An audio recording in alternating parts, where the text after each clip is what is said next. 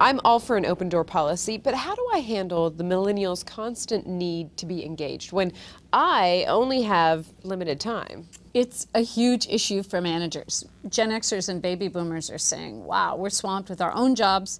Now we're managing these collaborative millennials who want to communicate with us all the time. And you have to realize that millennials have had instant access to information their whole lives. They're armed with gadgets that help them stay in contact 24/7. And they've been raised by baby boomer parents who love communicating with them. So they're going to want to communicate with us. What techniques do you recommend then? Well, smart managers are putting some boundaries around communication. One manager we interviewed said, you know, when I go to check in with my millennials, I get up and I walk through the department and I pause at the different desks. That way I control how long the interaction is, and then I can move along. Another manager said, when millennials come into my office, I stand up and come around my desk, and then I just stay standing for the rest of the conversation so that I can bring it to a close when I've given it enough time. And these are just small, savvy techniques for managing our schedules so that it's not a huge time waster.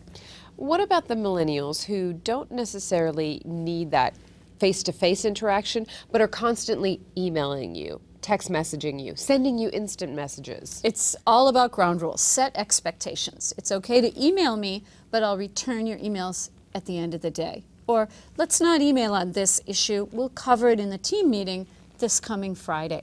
Put out the ground rules that are going to help them get their work done, but help you manage your time. And the millennials who lean on you a little too much, how do you handle those employees? Oh, you know, baby boomers and Gen Xers, we really want to feel like we have the answers and we're on top of things, but it's okay to push back. It's okay to say, you know what, I see you've got an issue here.